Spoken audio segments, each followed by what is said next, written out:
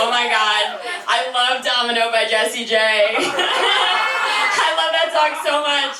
I listen to it every time I'm in a plane and it touches down because it makes me feel like I'm about to discover a new world. Anyway, I feel bad I didn't really prepare anything Jewish for you guys tonight, but I am Jewish, right? You can tell because it's like, no matter how much weight I lose, my ass remains ginormous. You know, it's like Jewish girls, we have eating disorders, but we stay curvy because like we needed that fat for the pogroms or whatever. I don't know, something about that. Anyways, I actually did, okay, I'll tell you, I learned a Jewish fun fact recently. I'll share that with you before I get into my set. Did you know that Scarlett Johansson was a Jew? No. Yes, and by the way, I do say was a Jew because it's like, if you change the name and you change the face, they're not throwing you in the oven when they come to town. You know? That's like some stolen ass valor shit. She can't claim that anymore. Me? I'm getting thrown in. Okay, so I wanted to sort of, you know, on the last set of the night before Dani, I wanted to leave on a high note. I wanted to talk about abortion.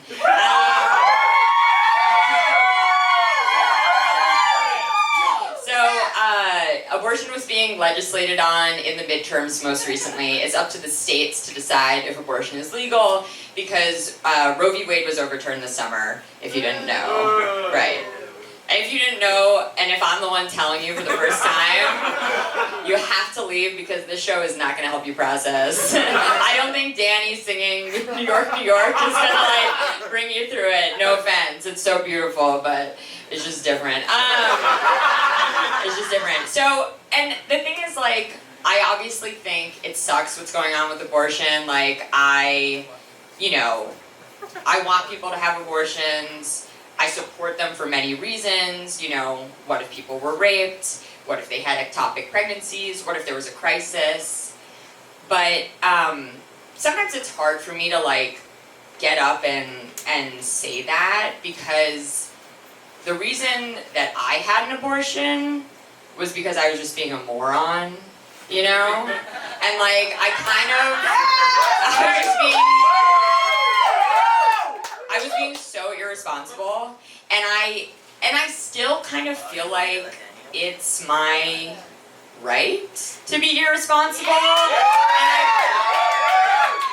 and I feel like the federal government shouldn't give a shit about that because the federal government legislating on how irresponsible I can be is like them telling me like, oh, you took too many Ubers this week, you know? And it's like, yeah, I did. What are you, a fucking narc? Like, and I think anti-choice people would be like, oh, that's a bad comparison because, you know, abortion kills. Well, guess what's killing me? These goddamn Uber prices this way, okay? I know what's going on. Gas prices, inflation. No, there was another version of that joke where I was like, the Supreme Court legislating on how irresponsible I can be is like them telling me how much cocaine I can do. And I was like, oh, they do legislate that. They actually regulate it to the fullest extent. It's illegal. No, I mean, I agree. I was being like super irresponsible when I was, you know, having a lot of unprotected sex, but I was also being very fun. And I just like don't think that the federal government should be in the business of shutting down fun. I think they should be like finding and supporting as many loose women as possible because, you know, shit is very bleak, and we keep the party going at 5 a.m. Like, isn't it nice to know that during the climate apocalypse, you can come back to my bunker and have sex with me and my boyfriend? It's an open conversation. We're working on it. It's an open conversation. I will let you know when it happens. He's cute, he's tall, he's Jewish. No, I don't know. I just feel like,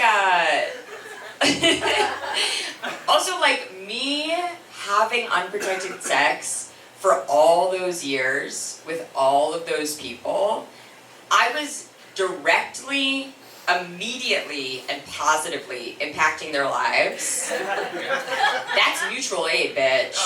Okay? That's what we all should do. All should be doing. And I know people are like, Sophie, you shouldn't tell everybody to have unprotected sex. What about STDs? Guess what? I never got one. Well, I did. I got one, but it was just one, okay? And I got it from the hottest guy I had sex with. That is a fair trade. That is the market doing its work. That is late capitalism in effect. And it went away, okay? That's what they don't teach you. HPV goes away. I will leave you on this. The most annoying thing about abortion being legislated on is that everybody, celebrities included, come out of the woodwork to tell their own abortion story in order to get people to take it seriously. And when everyone is telling their own abortion story, it's like, who's gonna listen to mine? You know? And no offense, it's really good. Okay? I was 23, 30 under 30, thank you very much. And I got pregnant when I was working as a camp counselor in Maine.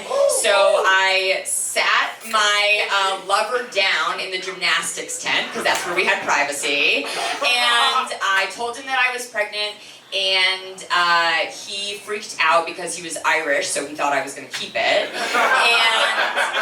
I did consider it, because I was like, on the one hand, baby would have a cool accent, but on the other hand, he was the kind of Irish who greeted people by saying howdy doody.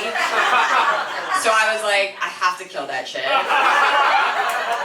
And then I went to the Planned Parenthood in Maine, a random place for me to be, and the woman who performed my abortion was also named Sophie and was also in my college production of the Vagina Monologues. That is 100% true, okay? You cannot make that up, and that is a true story that I would sell the rights to in a heartbeat.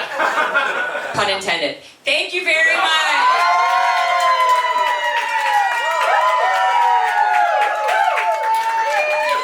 Sophie Zucker, everybody. Oh my God.